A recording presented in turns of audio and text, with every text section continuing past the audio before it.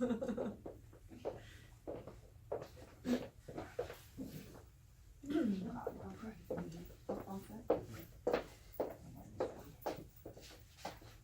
hello, good evening, everyone. Hello. Hi, my name is Destiny. I'm a bookseller here at East City Bookshop. Well, I'm moonlight as a bookseller as I work in the school as a dean. It's my pleasure to be here, and it's my pleasure to welcome you. We've been open since April of 2016, so if it's your first time here, welcome, and I hope you'll come back. And upstairs, if you sign up for our newsletter, it's once a week, and we hope to see you at another one of our events. So on to the main event for tonight. Alejandro Saravia was born in Cochabamba, Bolivia, and lives in Montreal, where he works as a journalist. Saravia is the author of 8 volumes of poetry, and his trilingual work of poetry, or collection of poetry, has been studied in various Canadian universities. Thanks to the Biblioasis International Translation Series, this novel, Red, Yellow, Green, originally written in Spanish and published in 2003, can now reach a wider audience in a translation by Maria Jose Jimenez. Maria Jose Jimenez is the Assistant Translation Editor for Anomaly. A poet and translator, she has received fellowships from the National Endowment for the Arts and the Catherine Bakeless Mason Endowment, among others. Born and raised in Venezuela, Maria Jose studied at universities in the United States and Canada. It is my pleasure to welcome both our author and translator and our moderator. Thank you. Thank you. So Alejandro, why don't you go ahead and read in Spanish first, and before you do, I'll just briefly introduce myself to you. My name is Matt Davis. I'm the director of the Alan Hughes International Writers Center at George Mason University, and we helped to bring Alejandro and Maria Jose here, and they joined us on campus for a bit earlier this afternoon, and now they're gonna read this evening. And I think, does Alejandro, do you want to read in Spanish first, and then Maria Jose, do you want to read in the English afterwards? And then we can have a little bit of a conversation. All right. I'll go directly into the...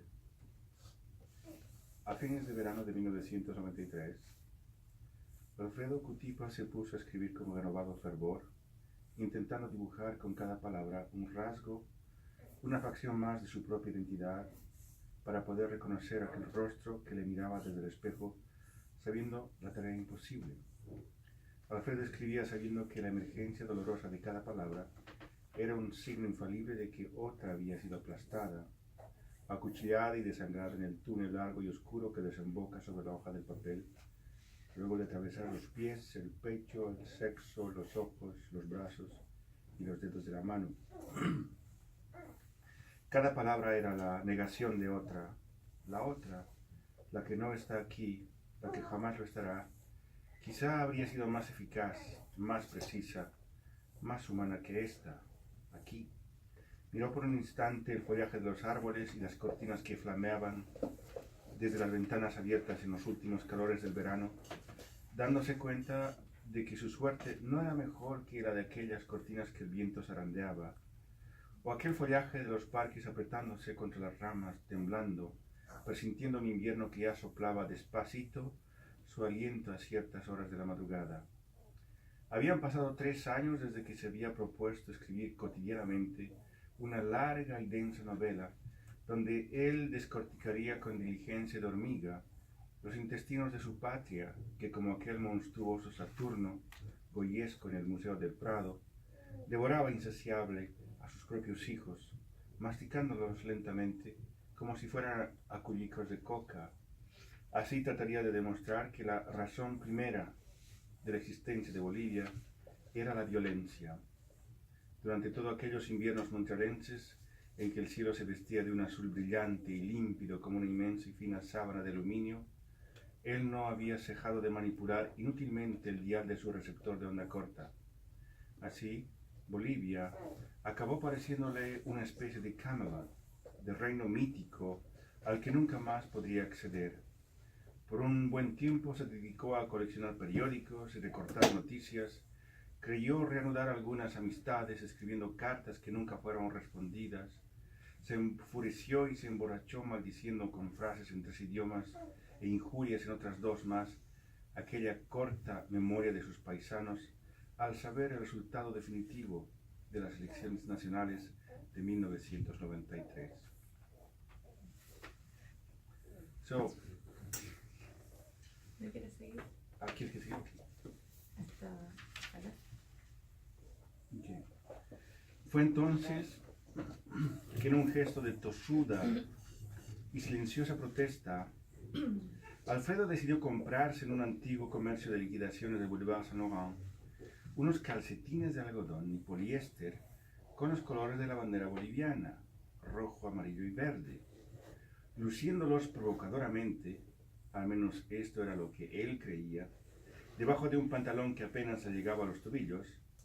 Alfredo se lanzaba a cuanta fiesta latinoamericana aparecía anunciada en los pequeños afiches fotocopiados y pegados con cinta adhesiva, en las esquinas del barrio de inmigrantes de Cotener, en los cafés de la hedonista calle Saint-Denis, en el cosmopolita Boulevard Saint-Laurent, en las paradas de buses, sintiéndose ingenuamente bañado en el perfume de la subversión y la conspiración.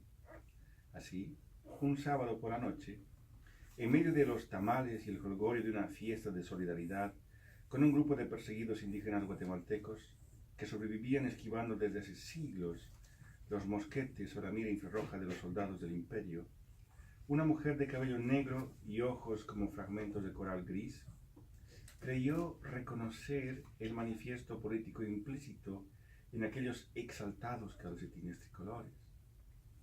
Se le aproximó para hablarle con cautela al principio, interesándose paulatinamente en aquel hombre que más que parco era lingüísticamente tímido, platicándole en un francés que a ratos tenía un acento marsellés, contándole con pasión y espontaneidad sus orígenes kurdos, los propósitos de la causa kurda, su experiencia en Francia y Alemania, donde ella había estado recientemente haciendo traducciones, estableciendo contactos, trabajando para el PKK, el Partido de los Trabajadores del Kurdistán, que luchaba en dos frentes contra la opresión turca iraquí y que había desencadenado recientemente una fulgurante oleada de atentados a la bomba contra diferentes embajadas y consulados turcos en Europa, poniendo así en evidencia la silenciosa complicidad de turcos y europeos, antiguos rivales, ahora unidos en el sometimiento del pueblo kurdo. Aquella mujer no tenía una patria, pero soñaba con tenerla, mientras que Alfredo se percataba de que él tenía una, que soñaba con no tenerla, y que para colmo ambas patrias, la una más imaginaria que la otra, tenían como símbolo los mismos colores en la misma bandera. Entonces, tratando de hacerse entender por encima de las trompetudas salsas y merengues, y el hipnótico aroma de patacones, tamales y chorizos que le rodeaba, Alfredo trató de explicarle con su francés de Cochabamba el verdadero sentido de los colores de sus calcetines, del efecto subversivo que buscaba, de su rechazo categórico y rotundo a su bandera nacional, a ese trapo infame, insignificante y sangriento que para él representaba lo primitivo de los nacionalismos. Todo el fuego de su retórica, todos los ríos de su memoria andina y sus mejores conjugaciones verbales en francés fueron inútiles porque al final no pudo convencer a su interlocutora en el sótano de una iglesia de Cotener del verdadero propósito de sus tricolores calcetines.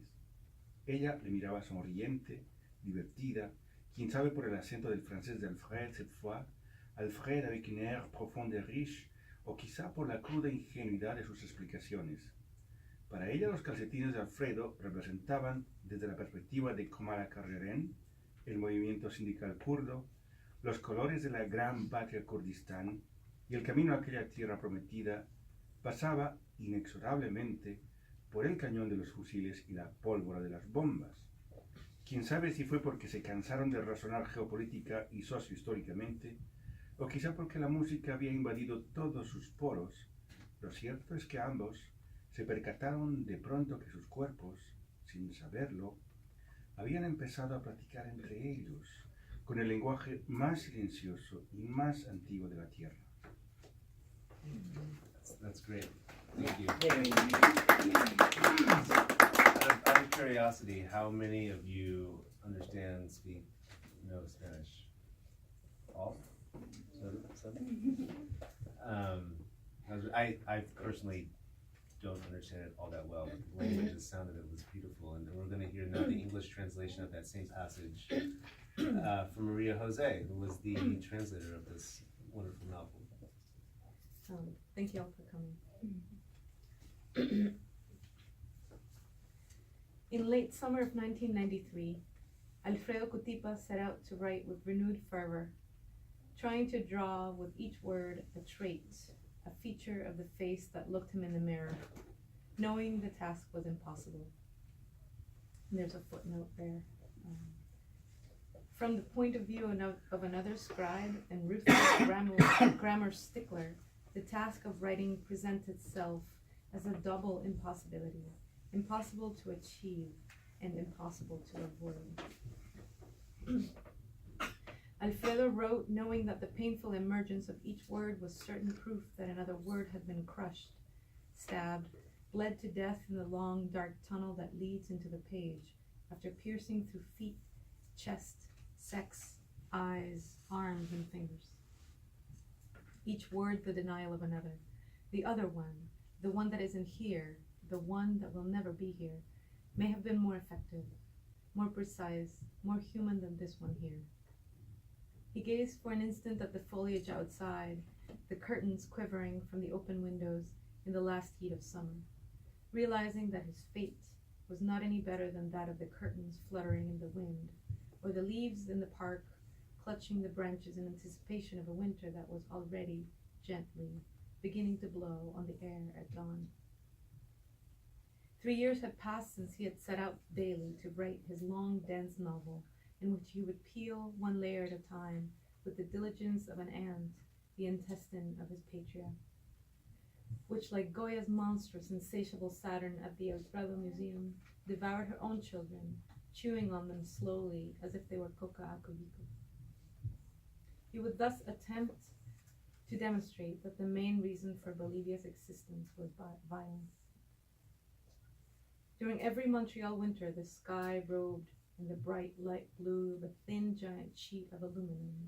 He hadn't stopped turning the dial on his shortwave radio. All in vain.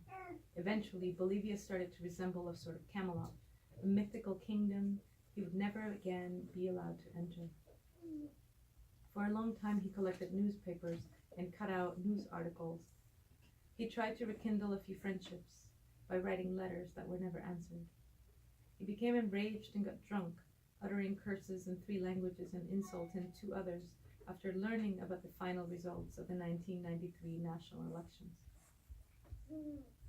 In a stubborn, silent act of protest, Alfredo went to an old liquidation store on Boulevard Saint Laurent and bought a pair of cotton polyester socks with the colors of the Bolivian flag, red, yellow, and green.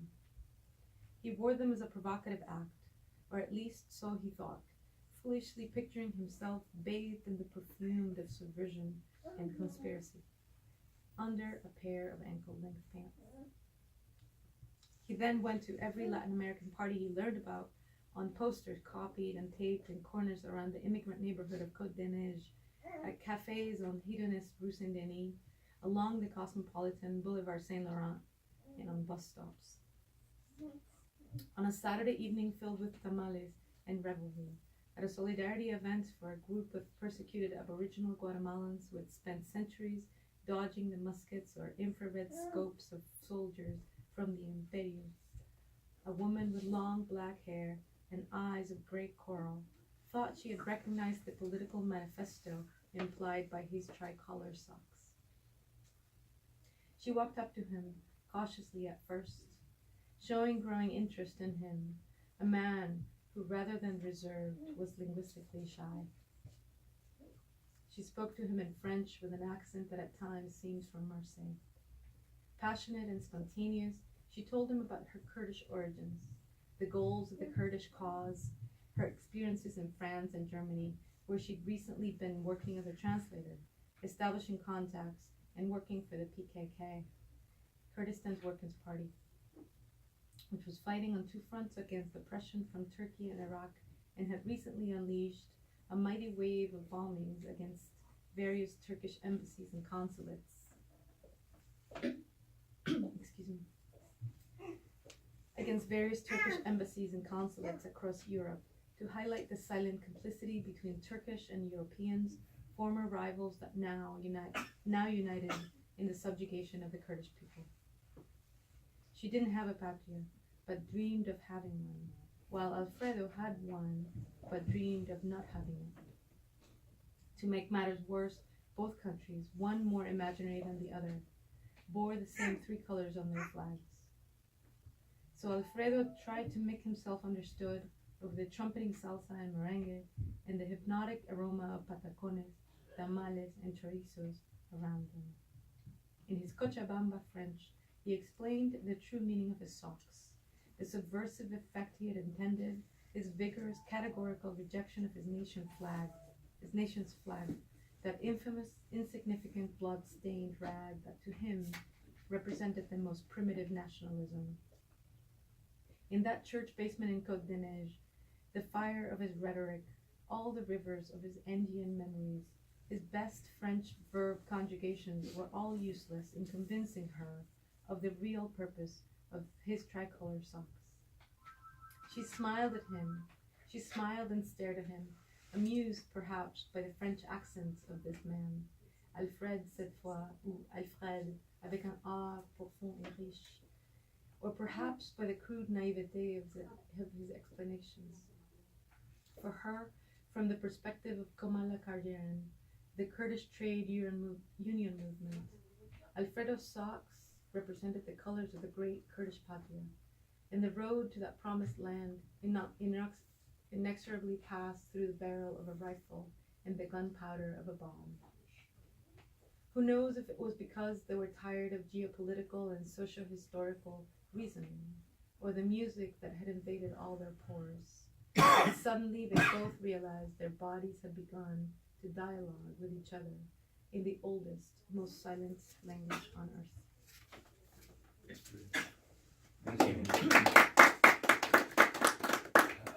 So I love that you guys chose that to read from for a lot of reasons. One is that we did an event at George Mason earlier today, and Maria Jose asked me why I had so many what all these little notes were here in the book for. And one of the notes that I wrote right before that passage was I was wondering where to grasp a narrative before that moment, and then I said, "Professor, right here," and so I wonder. What you heard were these two characters that meet, one man, one woman, one from Bolivia, one who's Kurdish, both who share the same colored flag, both of whom are looking for different things from their countries. One's looking for a country, the other's looking to get away from their country. And so, Alejandro, maybe to begin, since this is a book so much about nationalism, can you tell me or tell us a little bit as to why you decided to approach that subject, and then how you decided to approach it with this book? Well, is there any Bolivians here? Yeah. Okay. Then you know that Bolivia is a country that was the last country to be liberated from colonial subjugation in 1825. Mainly because the Spaniards fought very hard to keep the silver mines in Potosí, which fed basically was the capital that created the first industrial revolution in time. At least that's one interpretation. But when you leave La Paz, the capital city, and you go to regions in the country, more and more the idea of a country of Bolivia disappears. In the sense that a country is a social convention. It's a collective agreement that we say, well, we are Bolivians, or we are Argentinians, and we are Paraguayans or United Statesians. In that sense, a country is always a consensus, either by in the best cases by willing consensus. In other times, it was historically by force. So, and you wonder if, for example, what makes an Aymara person that has lived all his life in this community, what makes him or her Bolivian? That was one question that was there behind, but when I left Bolivia and I went to live, I didn't want to live in an English-speaking country, so that's why I chose to live in Quebec. In Bolivia, I was, nobody called me Bolivian. I was perhaps Cochabambino or from La Paz, but this idea, the belonging, the idea, the identity was not, didn't go to those words. So in Montreal, I found that I was Latino. And I had no freaking idea what does Latino even means. I know the Latinos, the real Latins are the Romans. Latino. Yeah, the real Latinos are the Romans. So then you are in this collective, and then you expand the question: what is a Maya or a Zapoteco Mexican person with very minimum dealings with the state, with the republic? Does he or she conceives his own persona as belonging to a country? So that was one of the reasons that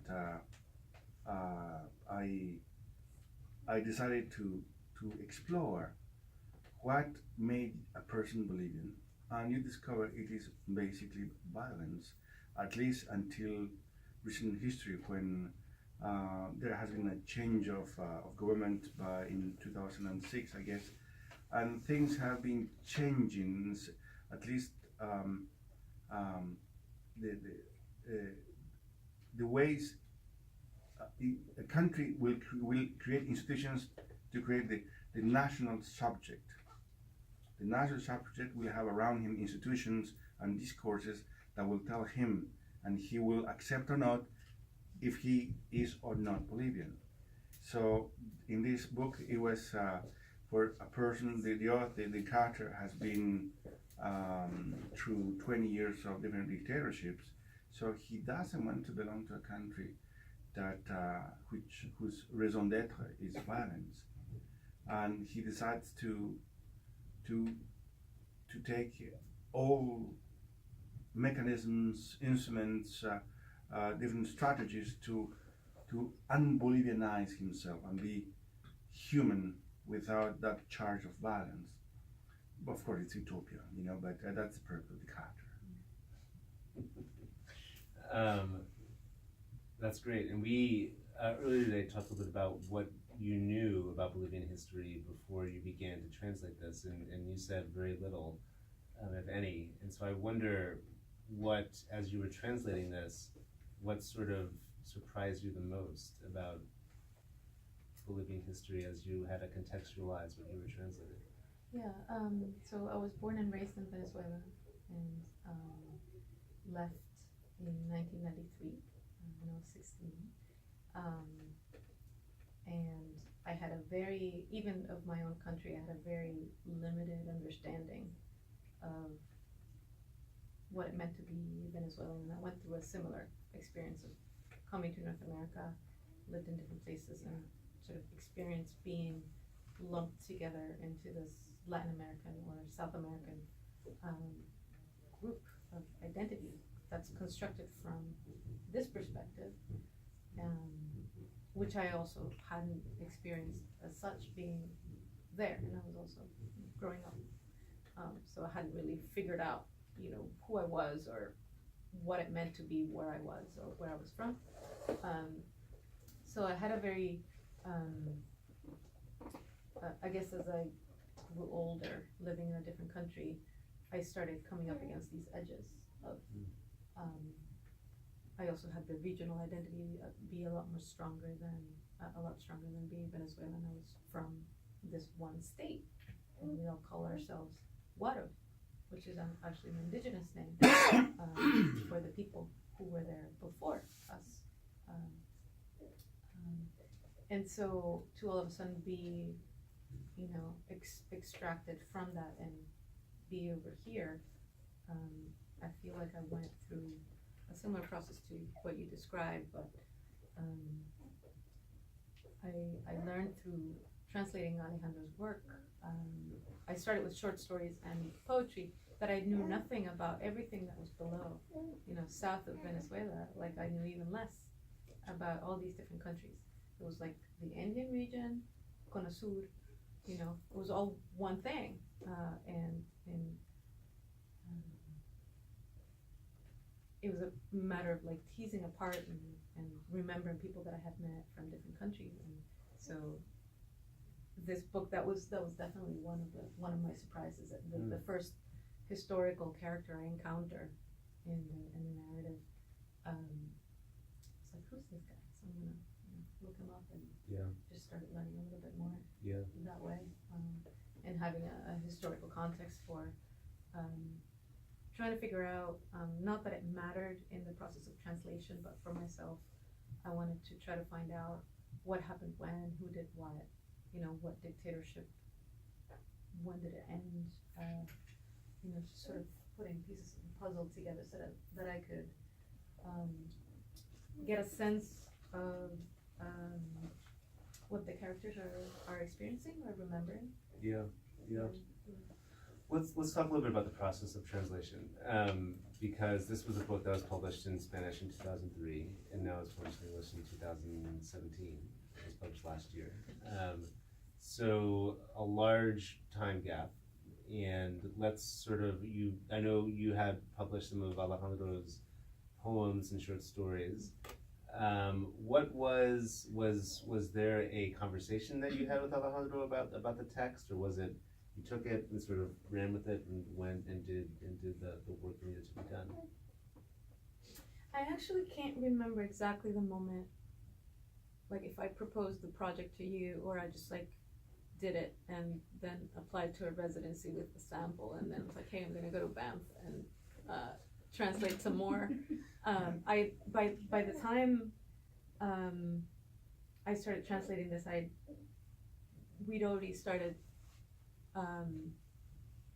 talking about our individual work, and I'd already translated some of his short stories and poetry, like you said.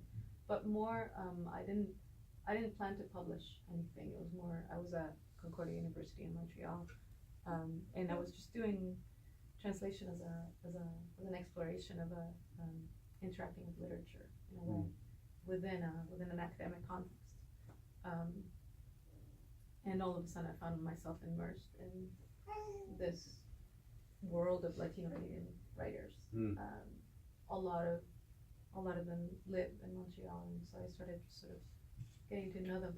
But I don't actually remember when it happened. I know that my first contact with the novel was at a reading at Concordia.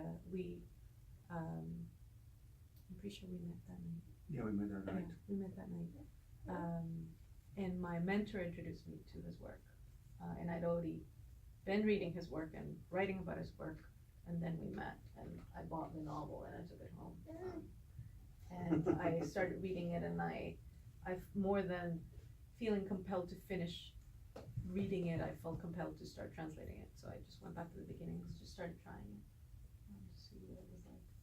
And what was the experience like for you, Alejandro, to have your work's been translated from Spanish into French, into English? What was it like to have, this is your only novel, yes? Usually you write poetry. Yeah. So what was it like to have a much larger block of text in terms of a novel be translated by someone? Once I compare translation, that if you write and you are translated, I mentioned once that to understand that is like if when you write, you're singing in the shower, but when you translate, you are singing in the middle of a cathedral. The effect, the sound, the projection is totally different, and somehow you end up sort of expelled from the work itself, because it is no longer yours. It has been transformed. It means different things now, because every language, although an apple is a manzana, but if manzana, for example, I say manzana in Spanish, the connotation will be the fruit, will be Adam and Eve, the original sin, the snake, block. But if I say Apple here, you will think of computers. You will think of New York. You see, every word has its own power within the language. So the experience was that when she started translating the work, there was we didn't put a date upon which the work had to be done. It took more than 10 years. It was a surprise. And I said that this book was in 2003, and in 2017 it comes back speaking in English and French. So it is like you have a child that has left home and come back 20 years later with beard and tattoos and speaking different languages, and you say, this is my son.